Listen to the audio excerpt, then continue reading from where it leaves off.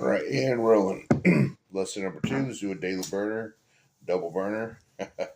For the last day of January, this is the Lord is at peace. Max Cato's grace. Remember, grace means unmerited favor. It's something you and I didn't deserve, but Jesus gave us grace freely upon a cross so that you and I could be set free.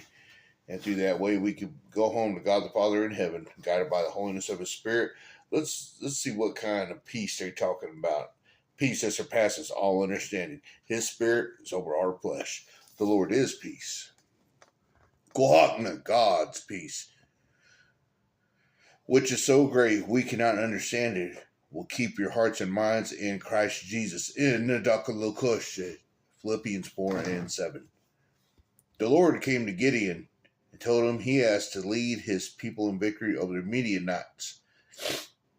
That's like God telling a housewife to stand up to her abusive husband or a high school student to take on drug peddlers or a preacher to preach the truth to a congregation of Pharisees.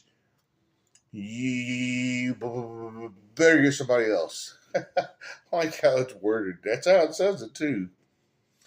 We stammer, but then God reminds us that He knows we can't, but He can.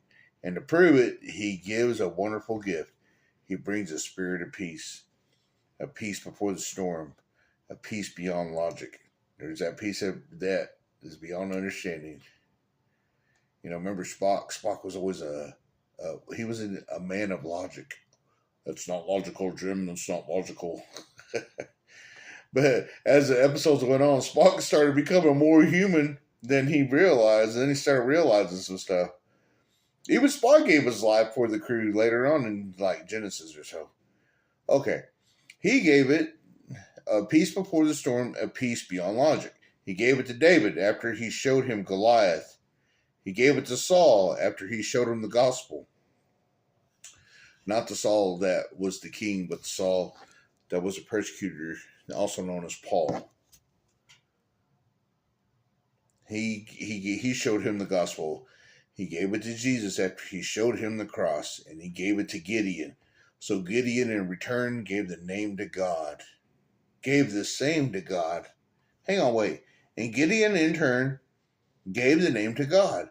He built an altar and named it Jehovah Shalom. The Lord is peace. Oh, okay, my bad. Yeah. Jehovah Shalom. Shalom. Probably saying it right. You scholars, y'all be knowing. I don't know if my hot Travis Comanche's watching this. Y'all know. Or Serene Bershow, my niece. The Lord is peace. Jehovah Shalom. List some of the ways God calms your heart on a daily basis. By simply putting His Spirit over my flesh, when I feel like, oh man, this guy makes me mad, or just take a deep breath, because know that anger gives a foothold to the devil. But you worship a God that pulls down strongholds. All you gotta do is call on His name. Bless you, you're on a journey.